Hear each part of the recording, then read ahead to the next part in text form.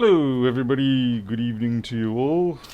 I'll give you a couple of minutes to catch up before I get started on this job, although I might actually flip it over and work on getting the back off first while I wait for everybody to get their sloth-like behinds onto the channel.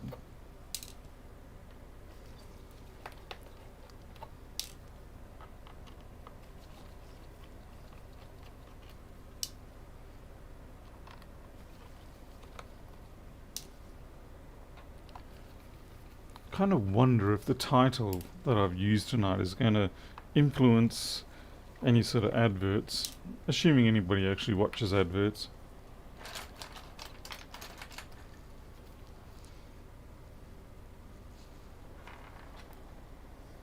Yep.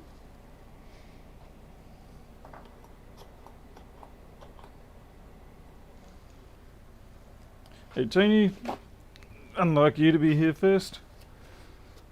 It's almost like you need to leave for a bit and come back.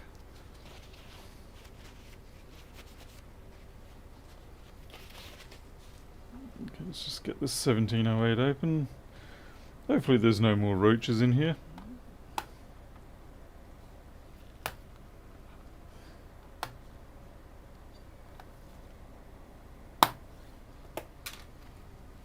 Andrew, Christian.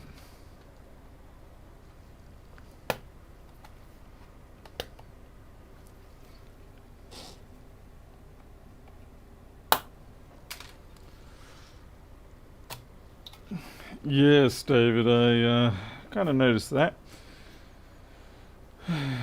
Okay, there are some preliminary indications of some sort of liquid.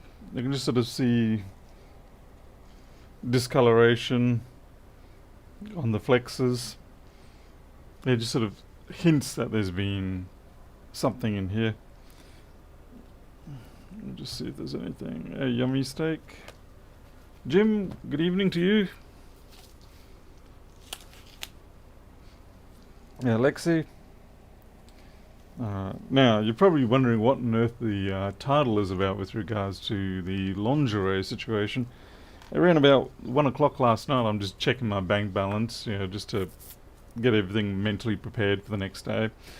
And I see this $240 transaction, and lo and behold, it's to Victoria's Secret. And I was like, what?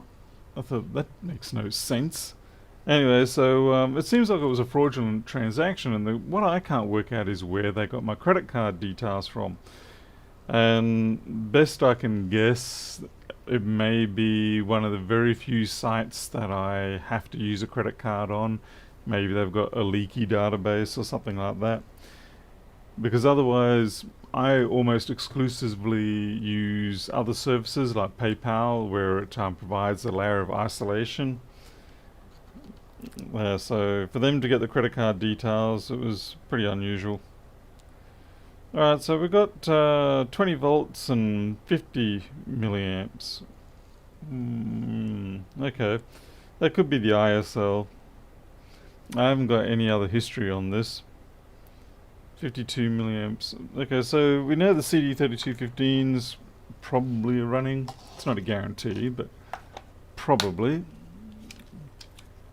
Yeah,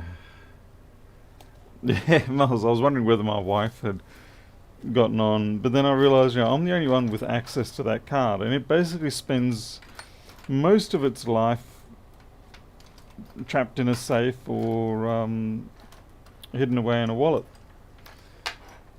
So anyway, so I don't know how it got out there, which is actually what is more distressing to me. The money loss is a problem, yes, but hopefully I should get that back.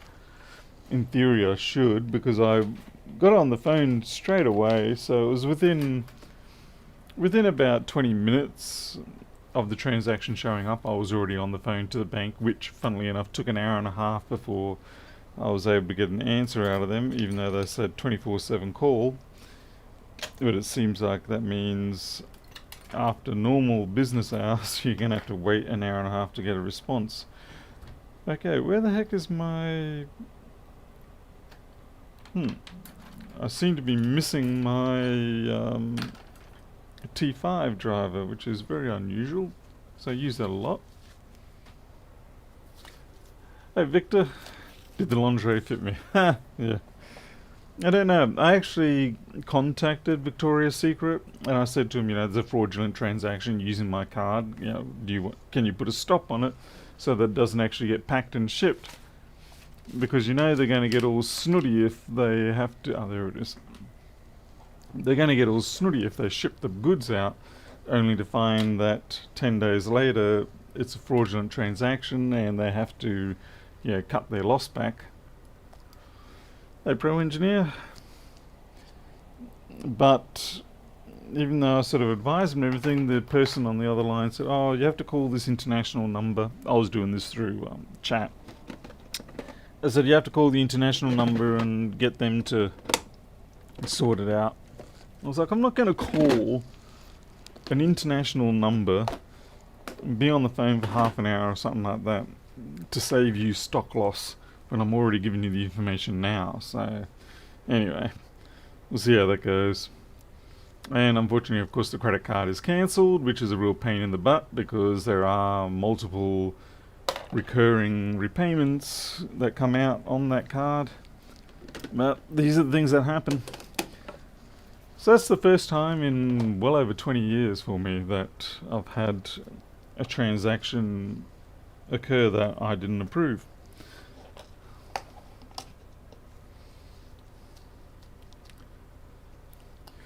Did sleep work and I never actually did bus rides. I drove to work when I was doing that sleeping thing, which is infinitely worse in so many ways. Hey Basil. Alright, let's just get this pulled apart, board out. We'll have a proper look at the board, see if there's any other roaches in there. Change my mind, right? Yeah, that's what they're probably thinking. It's like, oh, this guy just chickened out. He made the order, chickened out. And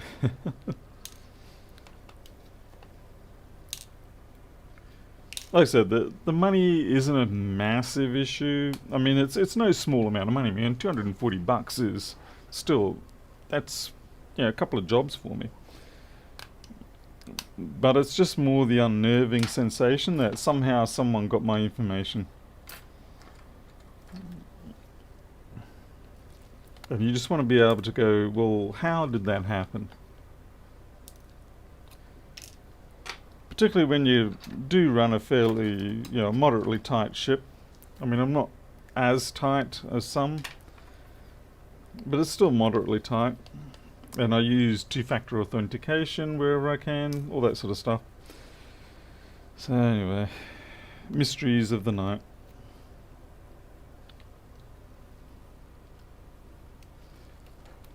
Yeah, Basil, it's annoying. And the 10-day wait is actually probably even more annoying. Because now I'm going to have to check to make sure certain transactions don't bounce, which will then cause penalty payments and things like that. So the knock-on effects are quite severe. I am actually surprised it takes them 10 days to issue a replacement. You'd think in this day and age it'd be 24 hours, no trouble. Or at least give me new card details that I can then forward to the various places that have to take the money out. Like for instance, the tax department is one that takes it out of the card. And you really don't want to upset the tax department. Hey, Galvin. Sorry, Gavalny, sorry. Apologies, I don't know why I called you Galvin then. So I may now have to just simply get a third account and use that third account as just a sort of a holding account for money that's anticipated to come out, and make it so that my own bank accounts automatically transfer money as expected, or as it's anticipating the transactions. It's a bit more work on my behalf, but at least it means if something goes wrong, then the financial damage will certainly be very limited a lot more if it there is a possibility they could have taken a hell of a lot more. But yeah, it's a trade-off with the inconvenience versus the security. I did send him a message, the bank that is, and say to him, why don't you just have a two-factor authentication for credit cards, so you can have an option whereby you have to explicitly confirm each transaction as it occurs. Because right now the best you can have is to do the confirmation when you set up a new transfer recipient. But that's great for the first time, but doesn't help you with the future ones. Hey, Eddie Painter. Commutix, precisely. Which bank? That's exactly the bank that this was.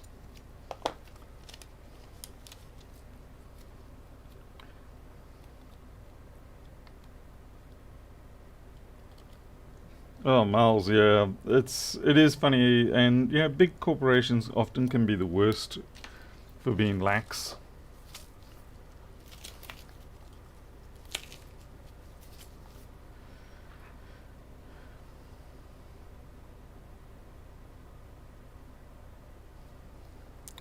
Okay, so we've got the board out. Let's have a look. I'm just checking over here. There's a little bit of liquid over here, but overall the biscuit base keyboard is actually very clean. Alexandre, I just get them from AliExpress, or yes, I think you can get them from eBay now.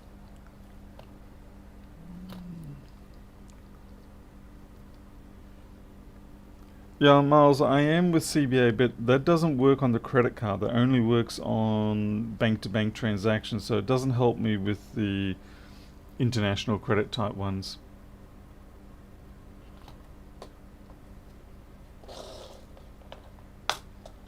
That is true, Pro Security. You're quite right about that. And it's very hard to get them to change up to anything new. There's just a massive amount of momentum. Because it is all handed off to various different parties, half the time they don't even know what's going on. Joseph King, that 400 thing would have been a shocker. I just realised my microscope camera is not yet on. So when I swing this through, it's probably not going to show up. Yep. So give me a moment and we will have to... cancel... Just have to wait for it to bring up. Here we go, and then I can change the color range from full to partial to default. There we go. And back to full. Back to default. I don't know why it needs me to change the color range. It's odd because it doesn't matter what color range I choose. Why is there a part there, I must say? Basil, all contributions count. Thank you very much. Yes, we've got a free loading diode here. Check that out. So this is kind of like Jeopardy, where instead of trying to find the bad part, we've got the bad part, now we've got to find where it belonged.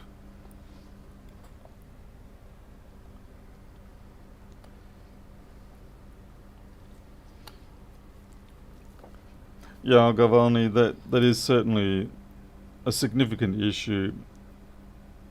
I suppose they might be thinking, oh well, in most cases you would have multiple cards issued on a business account, but in this situation there's only the one card issued.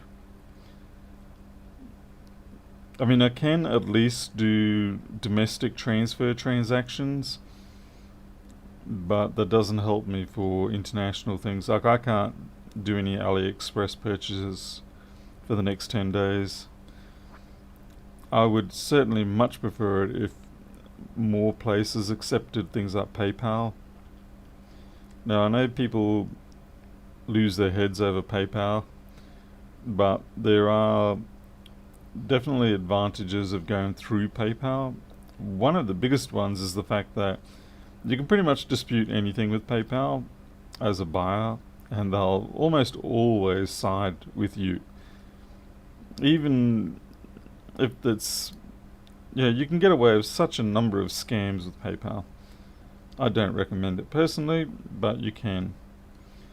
Which was actually a major reason why, for anyone who has bought Flex Board View recently, there are all the questionnaires and all the different things you've got to tick and agree to before you can buy Flex Board View, before the PayPal button even comes up. Because, I just have too many people pulling complete BS disputes on me. And so by doing the system the way I have now, it provides me with that barrier against the mongrels that do that sort of thing. So obviously this is an 840 board. This is very strange. I'm kind of curious. I wonder if we actually will find where that part came from, or if in fact it is a red herring. It is entirely possible that part is not from this board.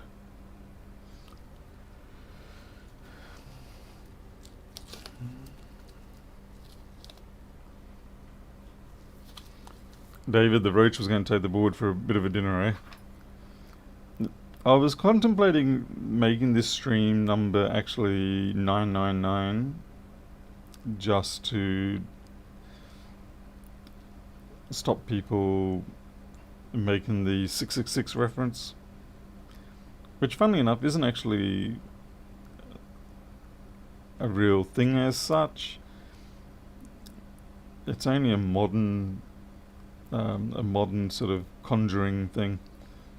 It doesn't actually have a very strong lore history on it.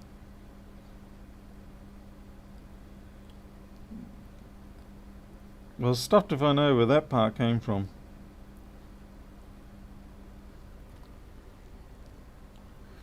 Teresa, that's really, really bad. And no doubt, of course, you've turned the place upside down 2 or 3 times already. Check the sheds, check the... Yeah, we've been through that. And, we just tear the place down and then tear the neighborhood down. And I know it's extraordinarily painful. I really, really feel for that person. I've been there, suffered it. It is horrendous. It is just a horrendous feeling.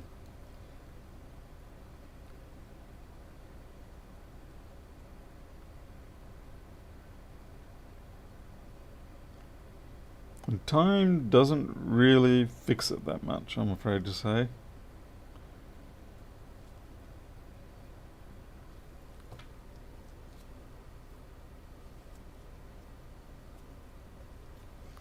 Pro Engineer, that's because they rounded up. It was 666 recurring, which becomes 667.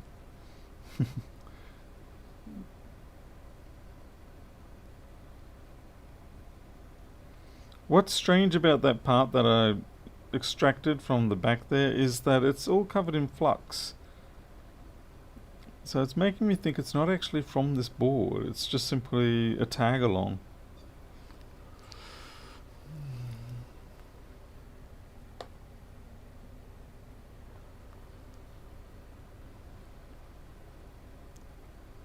Yeah, I really feel like this is a tag along because you can see it's got flux all over it. It kind of looks like a temperature sensor.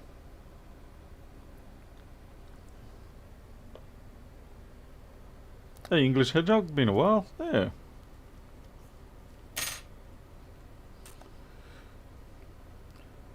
Gavani, analog electronics, that's that's definitely a weak point for me. I struggled with electronics for many years because it was primarily analog. But then when I found digital electronics, everything was fine. Things sort of fell back into, made more sense and stuff like that. Yeah, this I'm definitely going to say is not actually a missing part fault.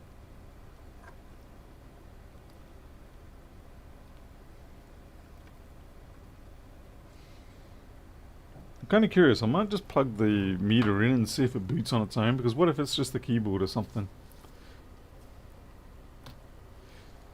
Yeah, RF is even worse, definitely. Anyone who's comfortable with RF electronics probably should be removed from the planet due to suspicions of cavorting with the devil. Okay, so we do have the same thing, 52 milliamps, so it's not that. Hey, Flying Scar. Truffles and cocoa. Truffles and cocoa. That's a YouTube channel, isn't it? I seem to remember that. Damn it. Is that the real Truffles and Cocoa? YouTube channel. Truffles and Cocoa YouTube. Okay, that's an 8 subscriber one. I seem to remember there was another one that was around before. Funnily enough, I actually vastly prefer digital over analog, yeah. I mean, agreeably, digital is just a bracketing of analog, but it tames the beast for me. Alright, well, at this point, yeah, that's not really sure what exactly to pin here, but we can just do the ISL. DJ Craze used to be in engineering, broadcasting, FM. At least FM transmission isn't quite so bad. FM reception, on the other hand, is a little bit trickier. But yeah, FM transmission, you can get away with that.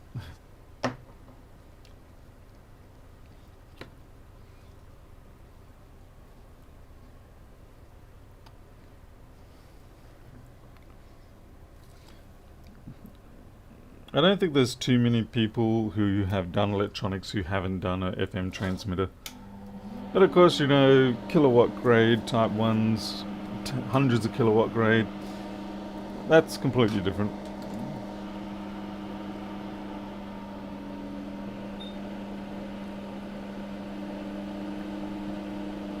AM reception, of course, is a lot easier.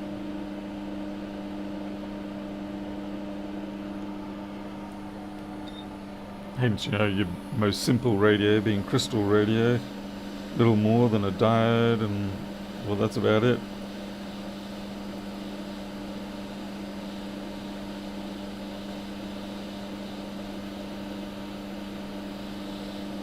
Ah, yes, single sideband where you get to talk like Donald Duck.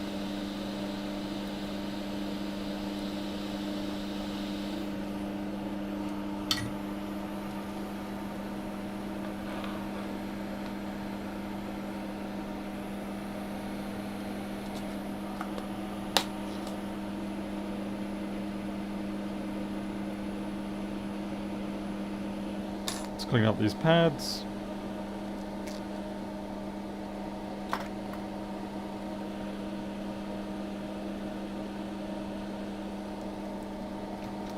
I am not doing this repair from a diagnostic perspective yet. I am simply doing it from a probability perspective. And when the probability perspective fails to deliver results, then we switch over to the diagnostic.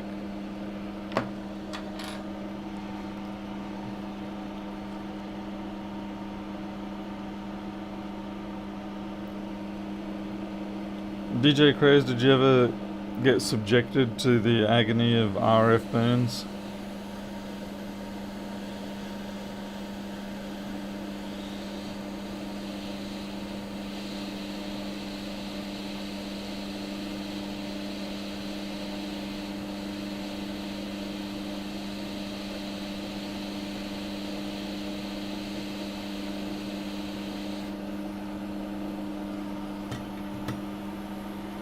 No, Teresa, this is a 1708 820 00840 board.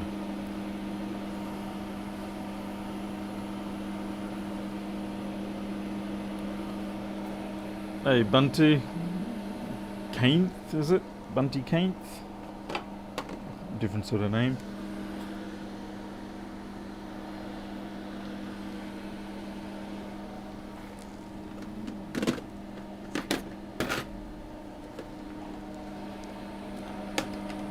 So hopefully I've got a couple of precious 1932s, or whatever they are. 9239s, I mean.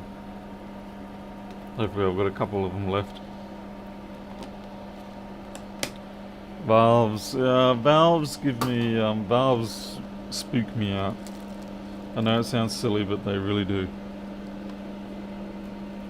There's something unnatural about valves. Something... they're like spirit channelers or something. I know I'm talking trash, but... yeah. I do get spooked out by them. Not to mention that some of them can have some pretty impressive voltages sitting on them. And things can go bang in a hurry. Usually your body.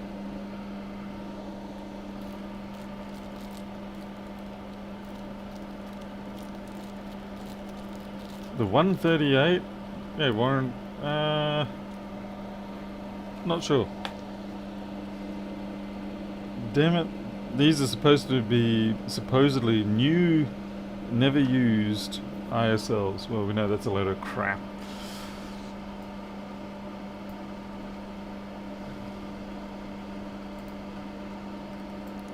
Okay, so where's our ISL? There it is. And the pin one's down here. By the way, this is the new flex board view that's out.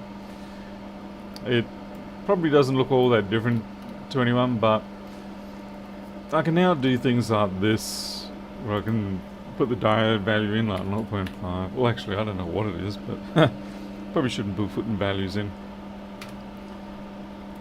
And yeah, I can put all the values in, and then over here it queues them up, the changes you've made, and then you can submit them to the open board data server, and then everybody else will be able to gain access to your changes. Anyway, we don't want that, so we'll just get rid of that for now. That was merely for demonstration purposes.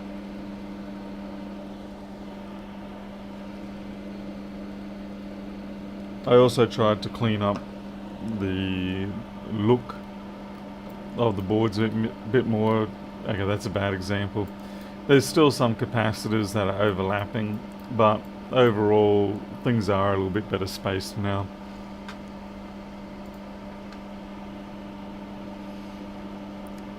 Yeah, Bunty, there's it's not publicly public as yet.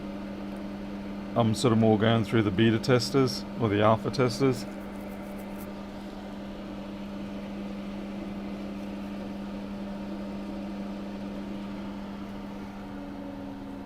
Okay, for these ISLs we do tend to drop the air down a little bit.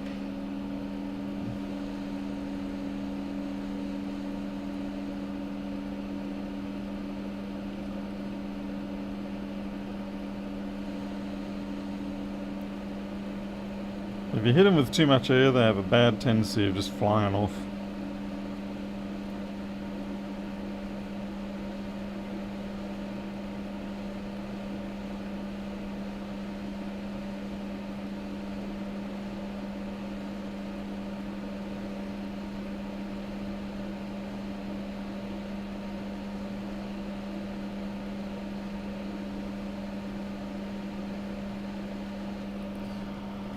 I had to wait a fair while for that one because I was using the lower amount of air. Some of the ground pads were not reflowing. So even though you saw it start to move, it really hadn't quite sat down properly then.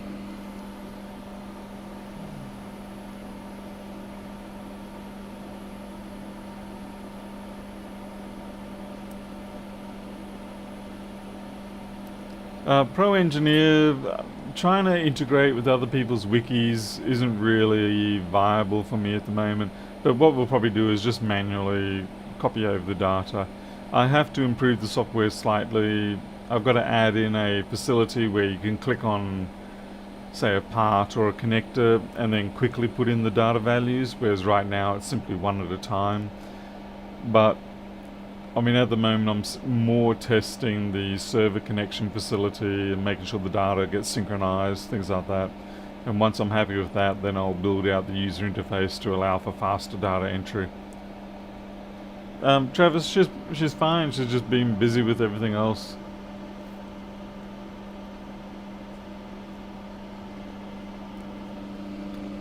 Alright. Well, I don't know if that's fixed it or not. Probably not. Which is why I keep those ISLs just in case.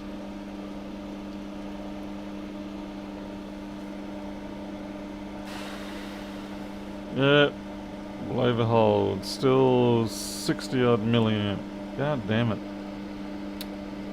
Alrighty. What are we missing? It's very frustrating. By the way, Travis, that open board data thing, that's probably not going to be applicable anymore. I'll be redirecting that to the openboarddata.org server.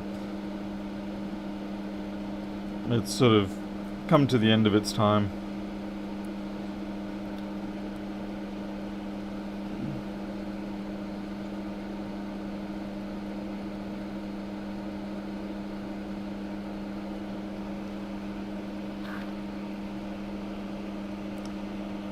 Could be the SMC.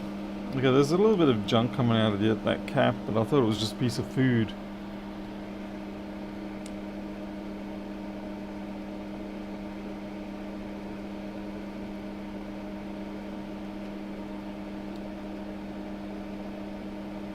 Yeah, that does look more like someone's booger or something. Yep, that's all it was.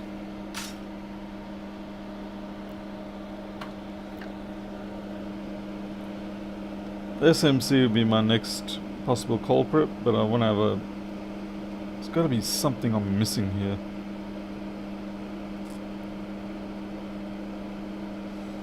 I'm not a big fan, as I've said many a time, of changing stuff on boards without there being some sort of indication as to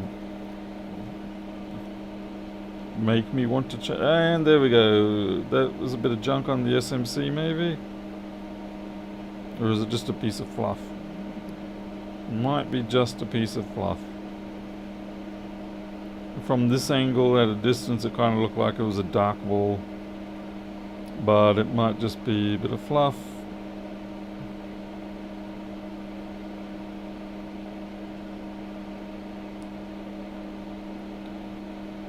Those edge wires look okay.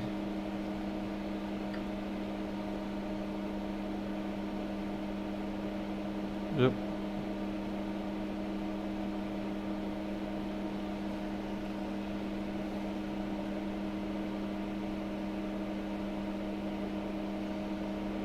Yeah, all the edge wires are okay.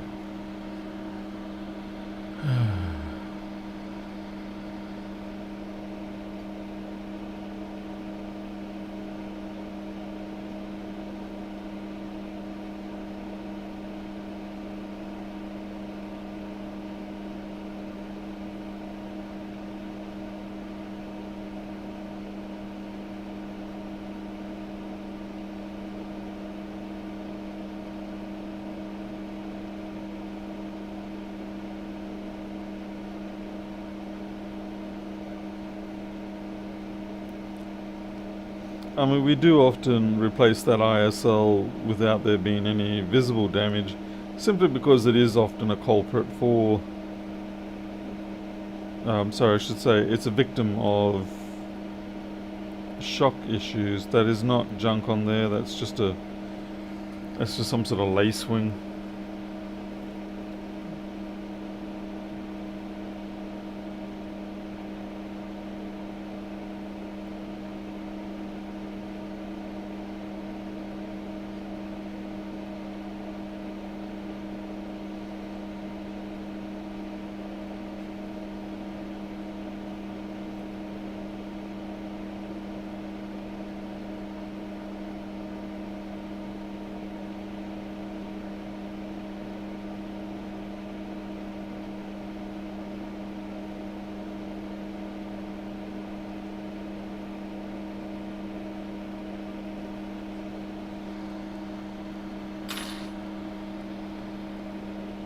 Yeah, we'll start measuring voltage rails soon. There's a bit of junk in that connector, but it's not, what do you call it? It's not conductive type junk, it's just a bit of fluff.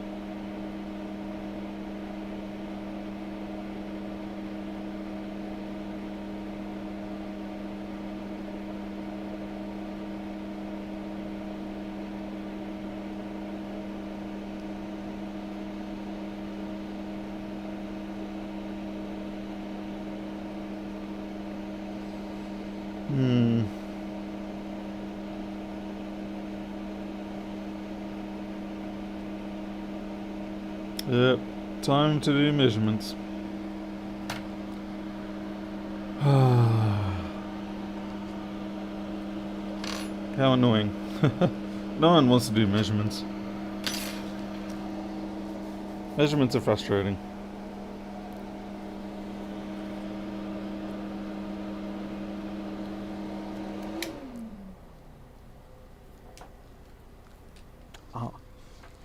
Doesn't help when you stab yourself either.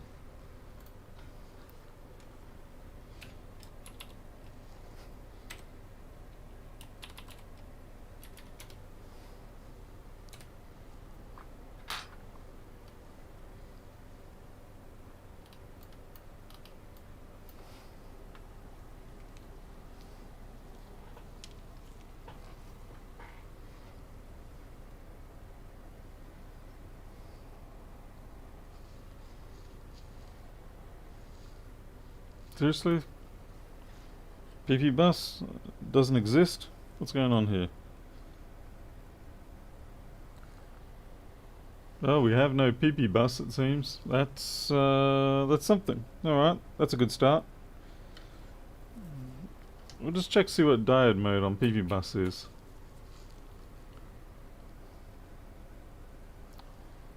Yeah, we've got a short on PPBUS, it seems. It's very shorted. Let's see what the actual resistance is. It's actually marginal, 12 ohms. It's not much.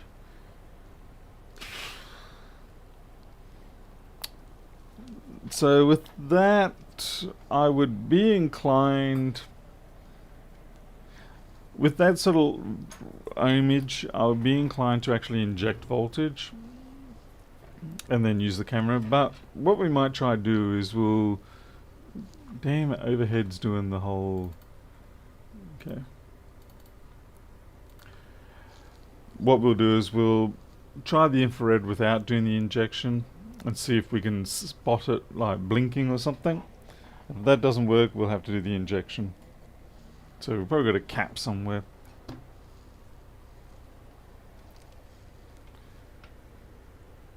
Check the resistance between PPBUS and all large inductors. Possibly shorted high side MOSFET.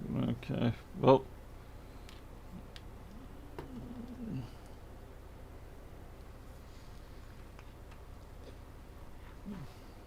FLIR for the first.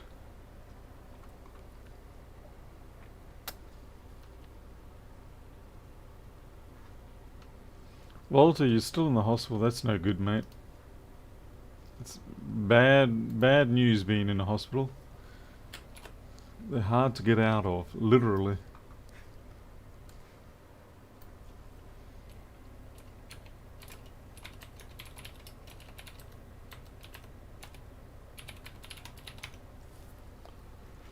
Oh, Yindi Yamara's here. Hello, Yindi.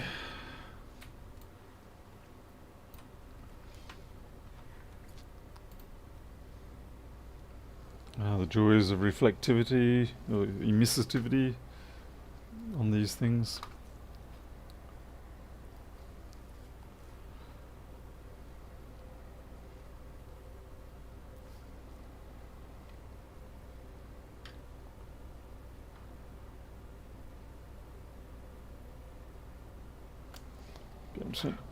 Turn it off.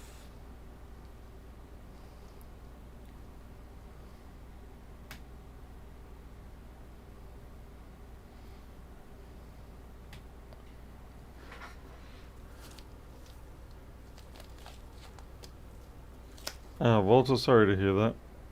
Yeah. Definitely not good.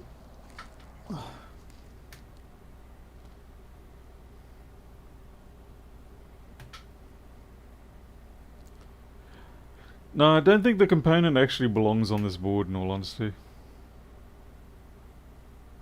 Alright, nothing's... Okay, actually, we are getting a heat build up on the ISL of all things. But I think that's to be expected. And so it'll be this CD32 and that ISL. If I change the port, it should be the other CD3215 that comes up warm as well. Yeah, it does. And the ISL. So they're not actually the problem. They're just behaving normally.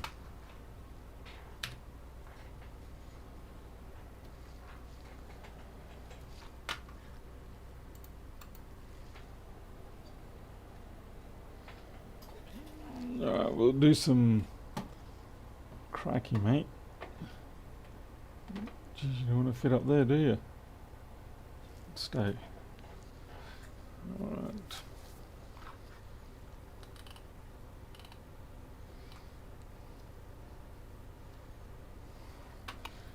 Okay, let's check the high side MOSFETs.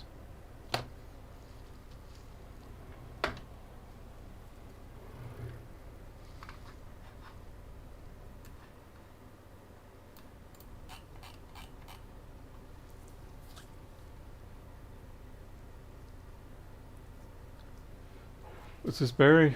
Watching an older stream of Tim's. He unintentionally installed ISO backwards. Ooh. It wasn't his fault because according to the schematic pin... Oh, really? Okay.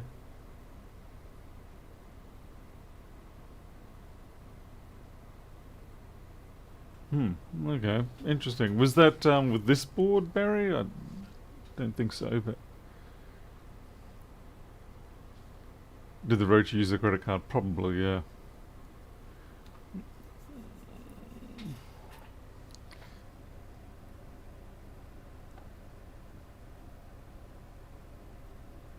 Did we look at those MOSFETs edge on? I don't recall. I don't think so.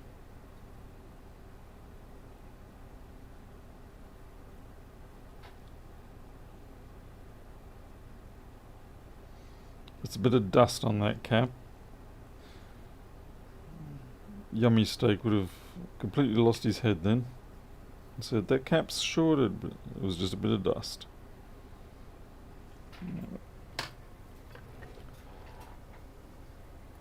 We're going to do some PPBUS to MOSFET.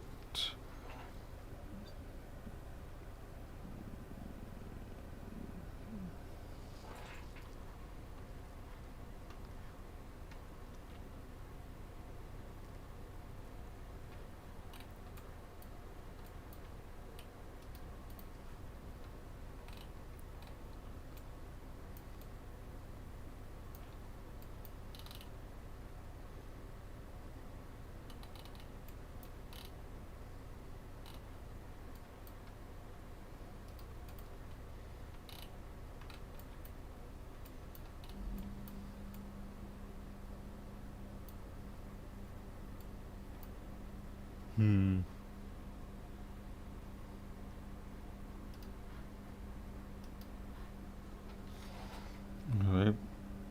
So let's see. Continuity between the PPBUS. 6.9.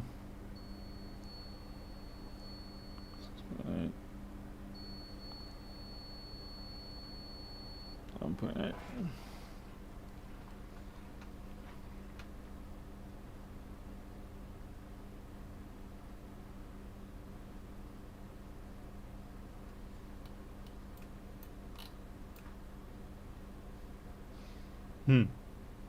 Wait a second, I shouldn't actually have...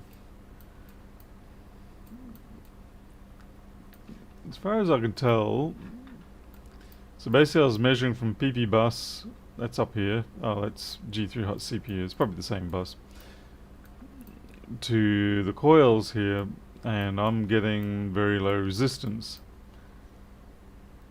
So that isn't something I was expecting.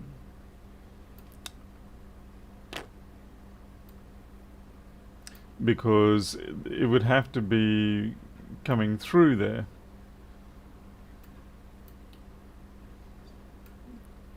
So basically this here should be isolated. While the power's off and everything, there shouldn't be a connection between that and PPBUS G3 hot.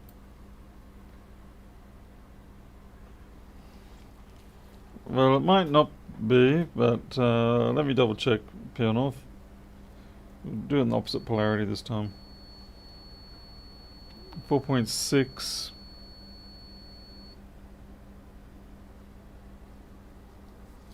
Do it in actual resistance mode, although as far as I know, continuity is just the same thing on this meter. It just gets worse, 3.82.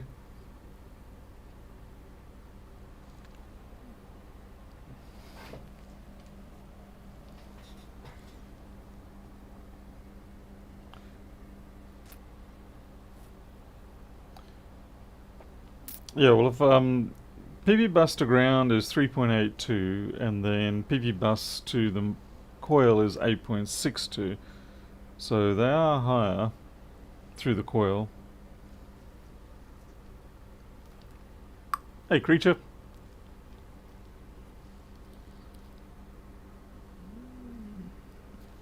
Just trying the reverse polarity again.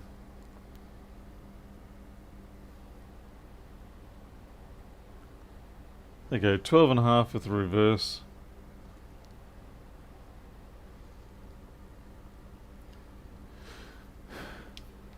Hey, creature, Doggy Miko's birthday in what? 2 days? Ooh.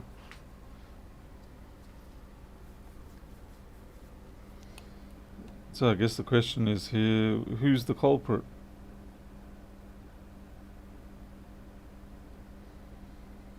Do I drop a volt in and see what warms up? Or am I just looking for trouble? I should stick 240 volts in, eh? Just take that display connector off.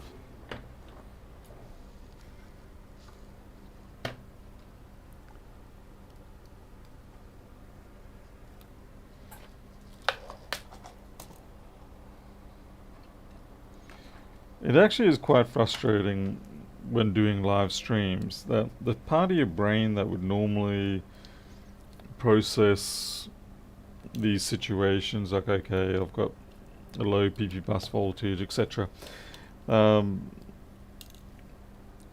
doesn't really seem to work so well when you're on live streams, and that's very frustrating because you come off looking completely stupid. And then you stop the stream and you go back to it and you're like, oh yeah, that's exactly what I was doing, what I was meant to be doing. You work out exactly what you're doing, and yeah, like I said, you just feel like a bit of a doofus many a time on live streams because your brain just shuts down for some things.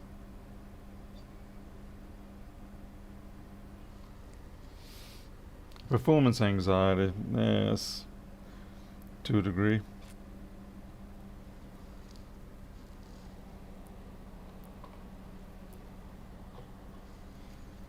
I think after many years of doing this, I wouldn't have that problem as often.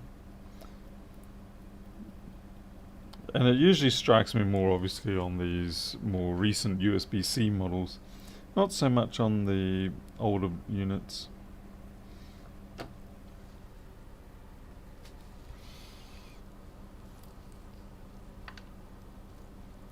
Okay, Barry, thanks for that. I just heard something out there. Just make sure it's a leader moving tiles around and not something else. Is that the tiles? Sorry. It was? Okay. Yeah, I was just putting away for the cats. Yeah, that's okay. I was just checking to make sure it was tiles and not. For some reason, yes, hello Mo. For some reason, the tiles and the cat fight sounds the same to me. Sorry. What are you doing? Mo. Come here, baby. You wants to. Do you want to take him in to say hello? Yeah, I suppose we could. Come on, I like. Do your once a week visit. Come on. Say hello to everybody. Hello, Milo. What you doing? Yep. Alright, you've had enough talk. Yep, time to go. There you go. Whoops. Alright. I'll keep him happy. He's, yeah, that's Milo. He's a bit of a weird tabby combo. Anyway. Alright, suggestions from the audience. The trouble is I'll tend to pick based on who's smartest in my perception.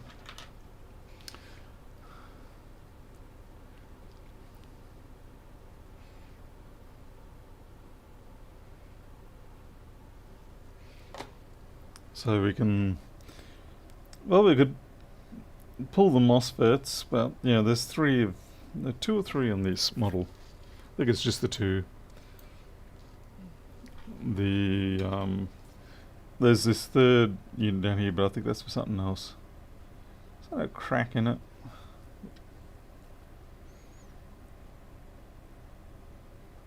Yeah, it's just a scratch, a random scratch.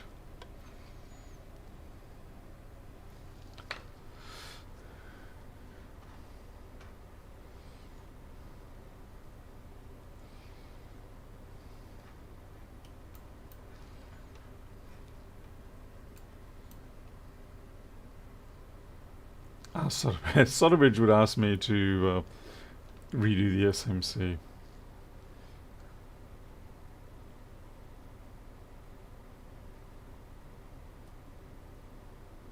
Hey Rose Electronics, yeah, I'm sitting here with a bit of a brain fart as I try to decide how I'm going to diagnose this.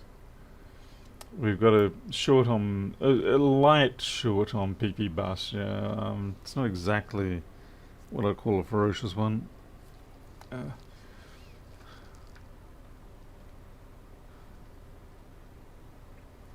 The creature, I don't have a 4-wire meter, unfortunately. I mean, I do have a low ohms meter. But it's not set up.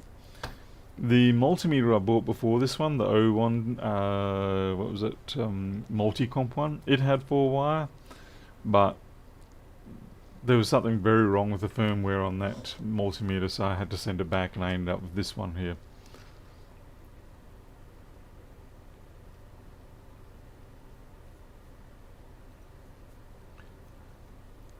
And the Korean person asking for schooling for laptop repair? No, I don't. Tim Herman does, but you have to fly to America for that.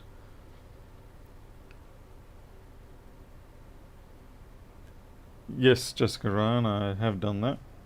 But yeah, what Creature's suggesting is that if you have a low ohms meter, you can basically just go along and test the resistance at each point, and with high accuracy you'll be able to converge on where it is lowest, which of course should be where your short is.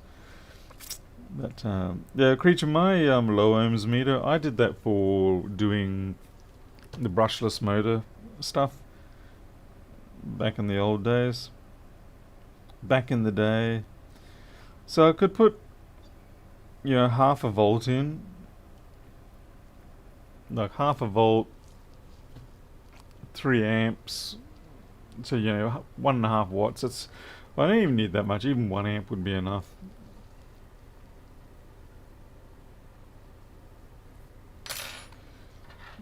And because the voltage is low, it shouldn't cause any damage, in theory.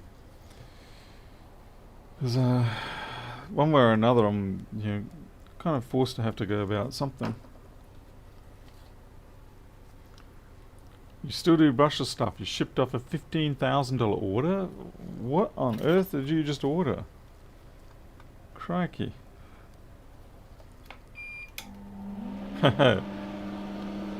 Yeah, you being who you are, creature, I don't think you would have really made any mistakes. You're sufficiently pedantic, as it were, to avoid most of the common traps that mere commoners like myself fall for every time. I mean, I know you can still make mistakes, but with you, it's very few and far between.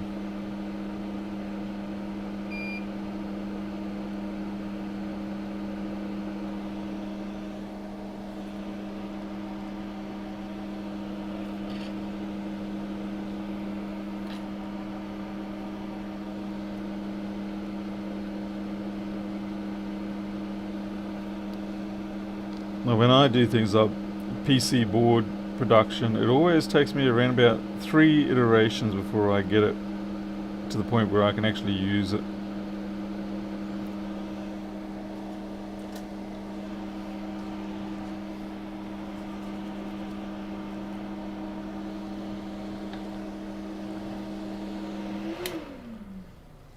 Alright, so we're going to change the power supply, memory, and we'll go 0.8 volts, 2 amps. That should cover me. It's probably not going to draw very much, because if it is 12 ohms, then it's not going to really draw very much at all. But it might give us a hint of what's going on.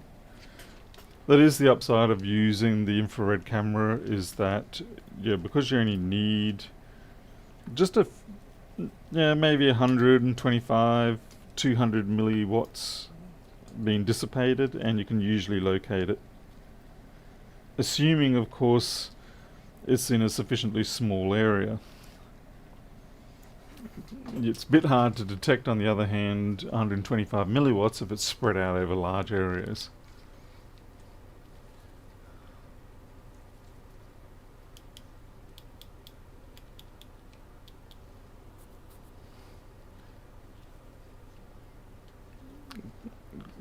Yeah, see, creature, so you're dealing with stuff that's so much more, how could you say, finicky compared to what I'm dealing with. The fact that you have boards or systems that won't start because they changed from 10 picofarad to 100 picofarad, then yeah, that's way out of my league.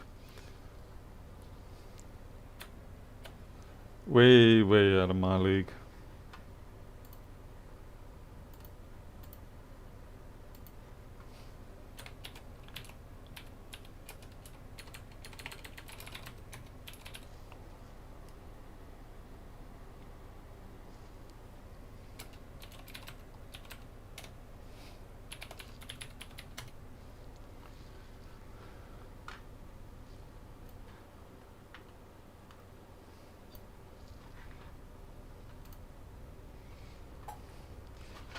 Okay, so we're probably going to be looking up around here, but I guess we'll see. See if I can rotate the board and get a full view. Ah, you call that a solder connection, Paul?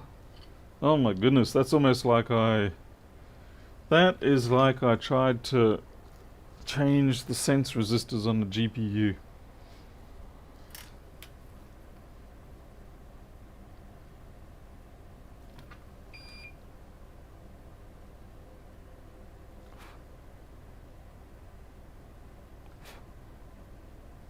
Yeah.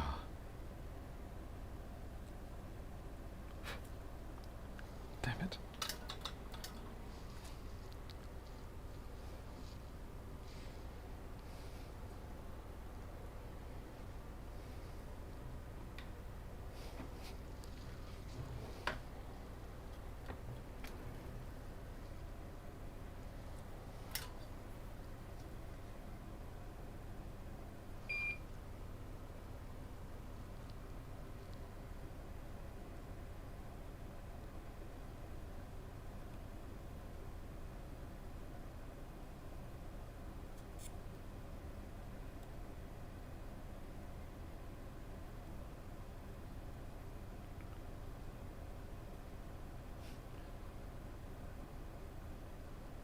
About to put it on the cap and that is not the right cap. I need to use a bigger iron tip, but I don't want to. I don't want to. Let it sit on there for a bit. Yeah, too much thermal mass exactly for a micro pencil tip. But you think that's going to make me do the right thing and change tip? No, it's just going to make me more stubborn.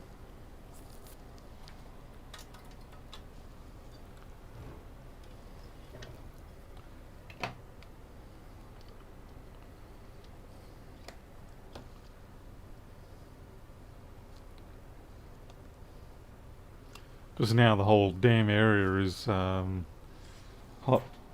No, I don't want to strip that wire back any further because that will actually cause potential shorts. Oh yeah, we don't need to plug this in. We're doing a direct injection here, buddy.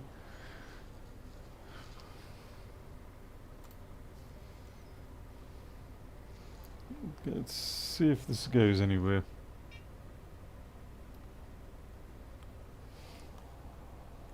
.2 watts.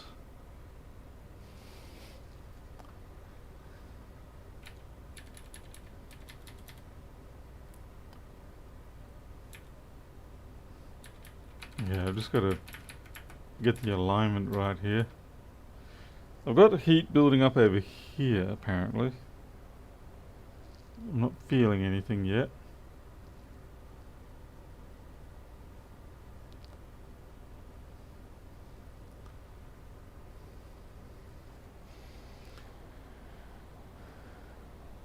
.7 volts holding.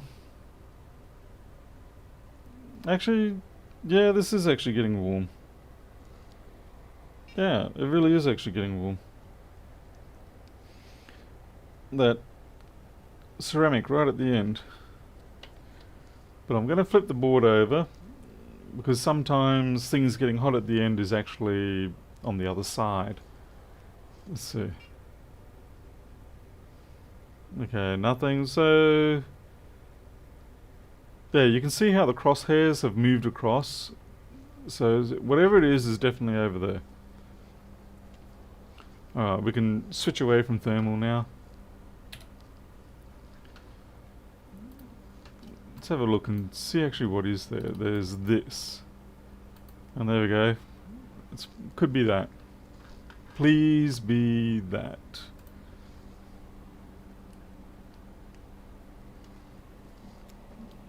Ow.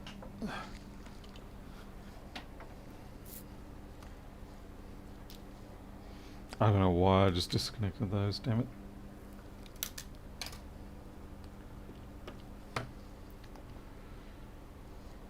It is on the right bus, so that's good. So supposedly it's this sucker here. So we'll connect power up, we'll give it a little bit of alcohol to make it feel comfortable, and we'll see if it boils away some alcohol.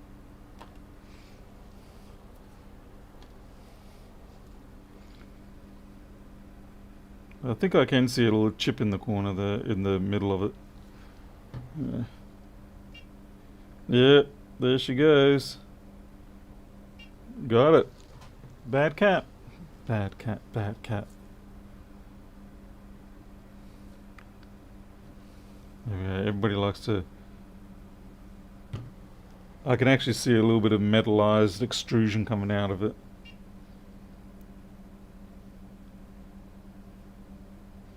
Yep. Well, thank God for that.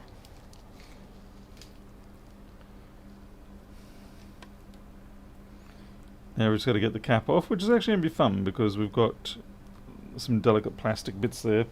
So it looks like I am going to have to change my tip. Because I'm not going to Jester Jones that one. It's just a little bit too... It doesn't look like it's damaged enough for it to come off with a Jester Jones style displacement.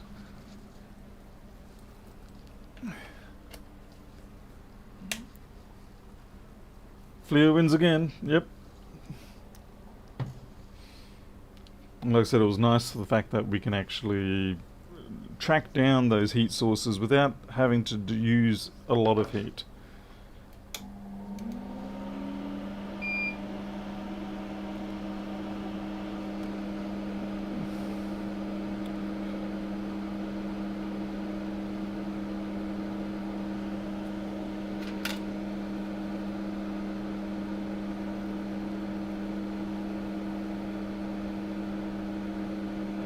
Probably should do this.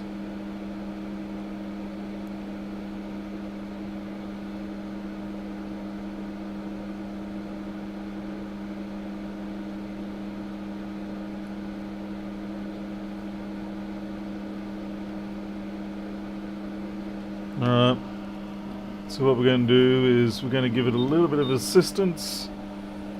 I'm just going to bring in some, you can see a piece of the cap just falling off already there.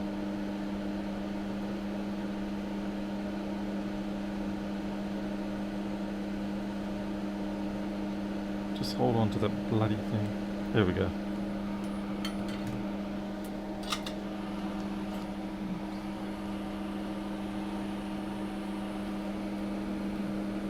Yeah, Creature, actually someone else had a 3D printed lens holder that they showed me. I can't really do it for this particular model because if I do, I lose the optical side. And I like having the optical side on this. I'm just gonna throw some alcohol in that.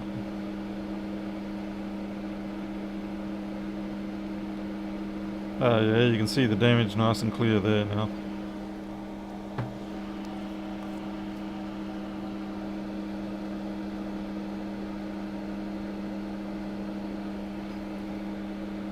Yep.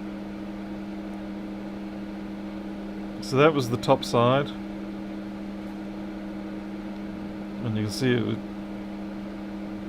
well and truly damaged on the other side there.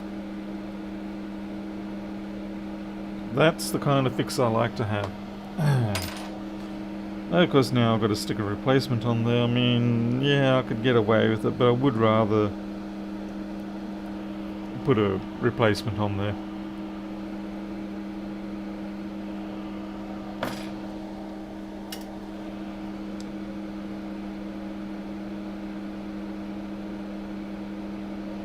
Come on, heat up. Heat up. Thank you.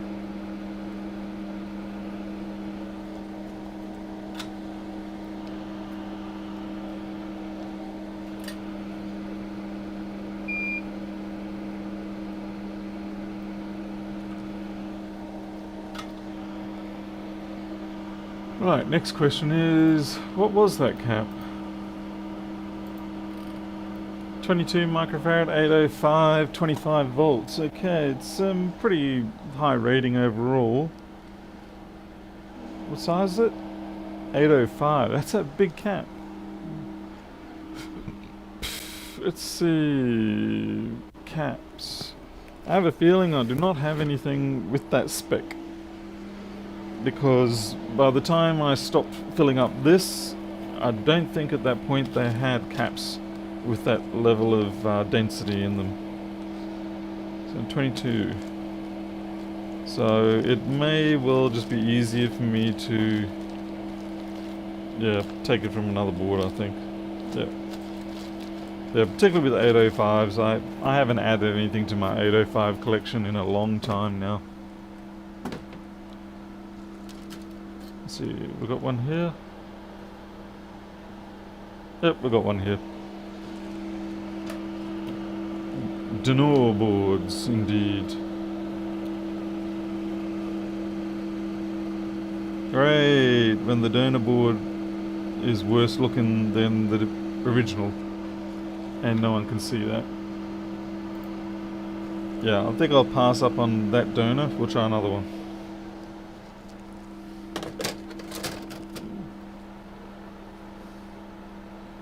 And that donor's been stripped of all caps around that area. Looks like we've got one.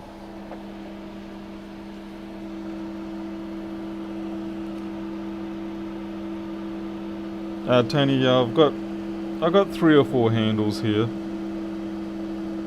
Yeah, that looks a little shonky too. I've got 3 or 4 handles. Perhaps you mean, would it be worthwhile for me to get another station? In which case, yes, the answer is. I have been looking to get another... Oh, what the hell? These all just look like crap in a handbasket. Yeah, we'll see how we go with this one. Hey Mark, welcome.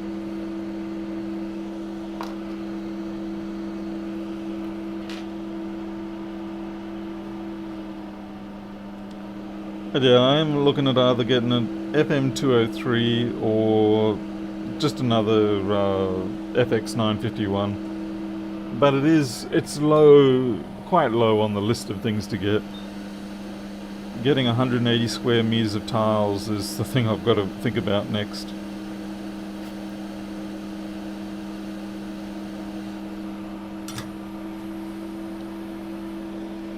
Now, Creature, this is Antec 559.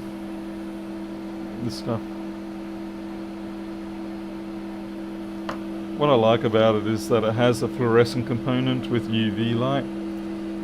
So it makes it easy for me to get my cleanups really good out of the ultrasonic tank, because I can just put it through the ultrasonic. I just realized I've got to do something before I solder that on. I have to confirm that the short is gone.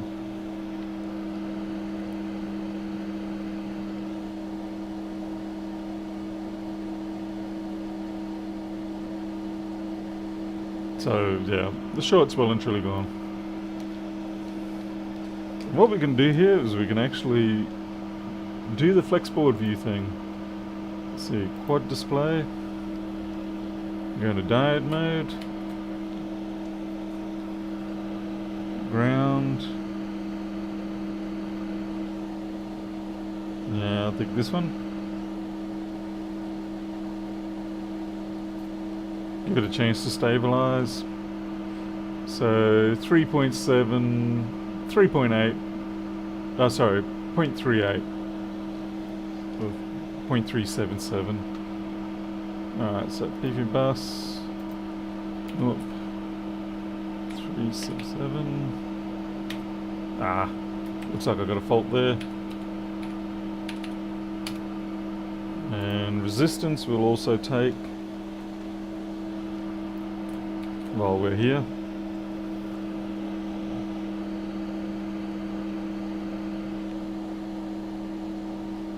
Oh, that's the wrong one.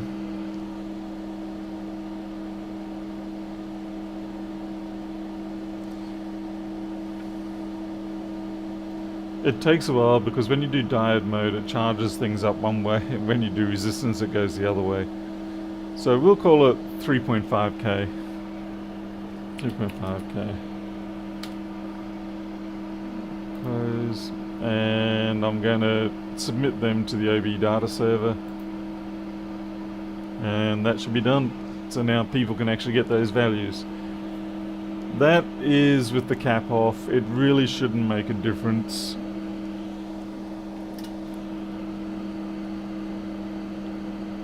If it was a resistor or some other component, it would matter, but because it's a cap, it, for the most part, is going to be well and truly within the range of tolerance. Ah, man, I am going to have to use, this is going to suck, I'm going to have to use hot air or something. Alright, we're going to use assistive heat to get that down.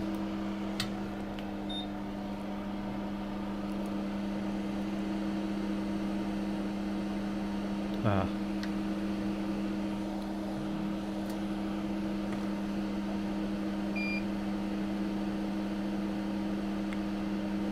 That went horribly wrong. Ah.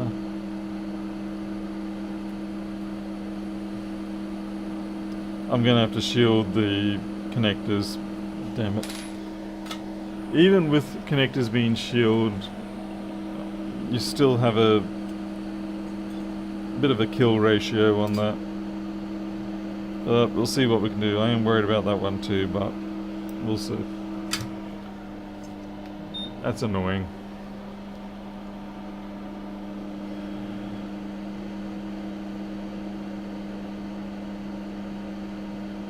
I was kind of hoping that the cap would have enough stickage through surface tension to the board, but it did not. Yeah, I wanted it to do that. Okay, thankfully the connector did not get melted. It was tombstoning on me.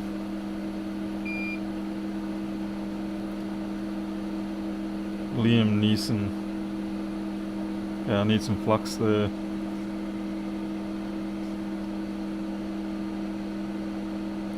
Okay, we're good.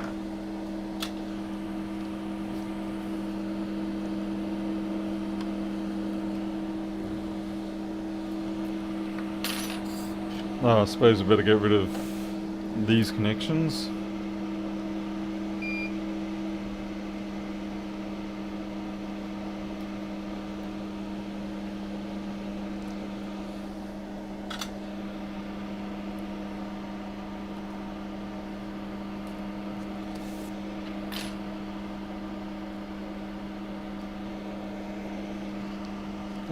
Let's see now if we actually get something other than recheck values. Why would I want to do that, Tony?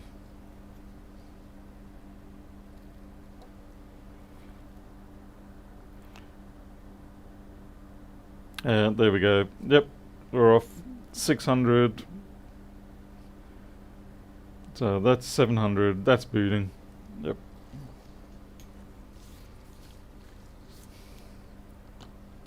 Well, we checked the values after I took the cap off and they had changed. Agreeably though, there's no guarantee that the part I put back on was going to be functional, so you do have a legitimate point there to recheck. But I was playing loose and fast. So get some solder wick to draw up that unwanted solder there. Okay.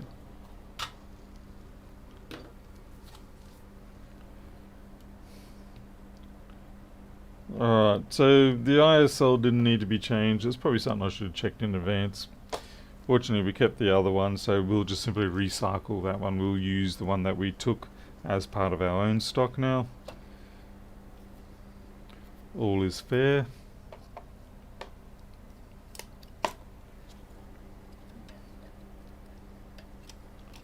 I'm just going to put this into the machine and see if we can get a boot.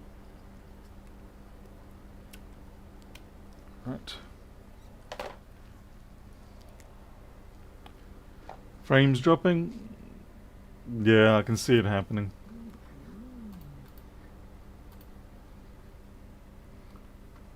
Let's see how it goes now. Nope. By the looks of it, it's probably something upstream.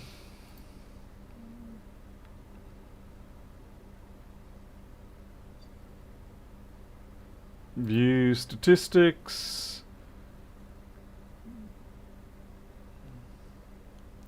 Okay, I apologize. It does look like it could be a rendering issue.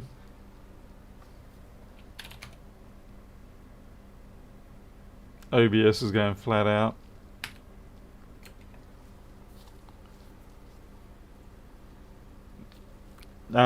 Seattle, no it didn't. That's why I had to pretend that it was a scam and I had to get my money back because I was too embarrassed to admit that I ordered the wrong thing.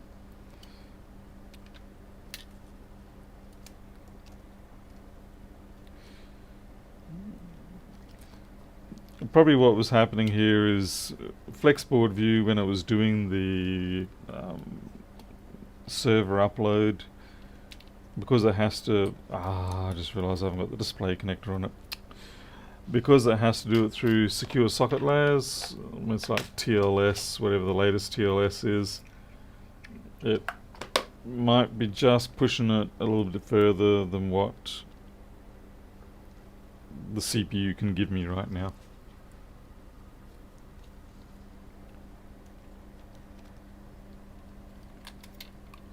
which is pretty sad really, but you know, like I said, it is a little i5 8400, and sometimes it just doesn't have the grunt.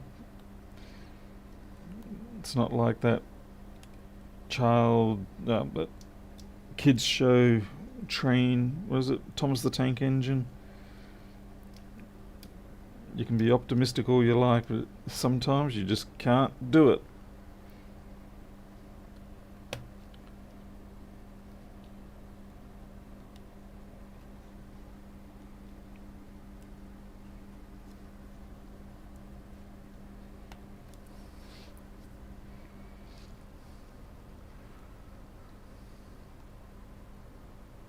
Time you get the threader, but you know, I'd be fine with probably like a latest 11th gen or 10th gen i7 or something like that.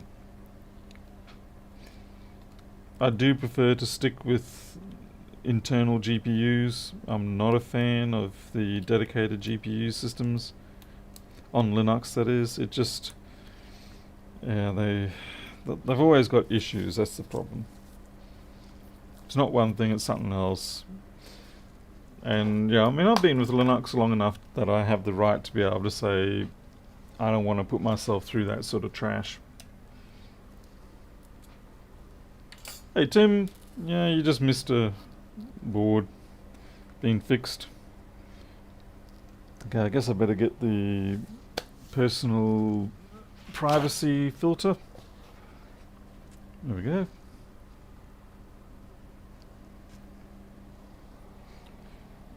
Let's plug it in and hope we get a boot. Tim, are you done with the training now, or you still got another day or two?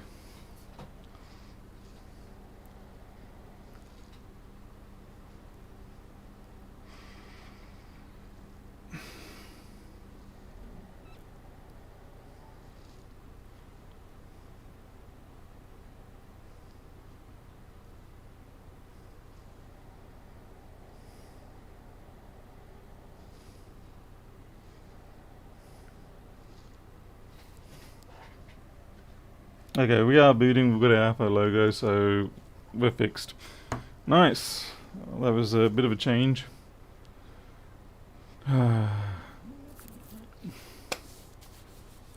Tim, did you have any dramas with the new Flexboard view? Because I just put yet another one up. I'm running it here. Fixed up a couple of little quirks. And I just put some new data up for the 840. I'm going to see if that actually... Let's see. Let's fire up Flexboard view. Let's pull down the 840. And let's see.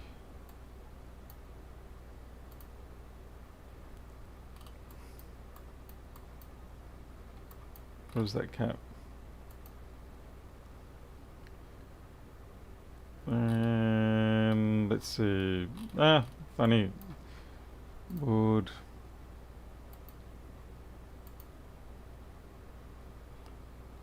Nope, looks like I got a bug there somewhere. Oh well, crap happens. That'll be something for me to do after this.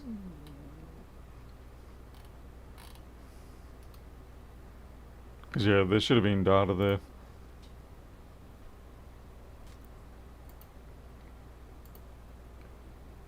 Something went amiss. Oh well, that's why you put these things out on beta release. Because you just don't know what trash you're going to run into. Okay. Anyway, you can see it's no problem booting. Shut that down. And that's it. That's everything for the evening. Alright. So, thanks for being here. And let's see, I've got a half an hour before midnight. So yeah, I'm going to go and find out why those data values didn't get pumped up to the server. So, I'm sure there's a simple reason, but I've just got to find it and fix it. Anyway, I'll see you later. Thank you for watching. Catch you next time. See ya. How many times do I have to say see ya? Yeah. Bye.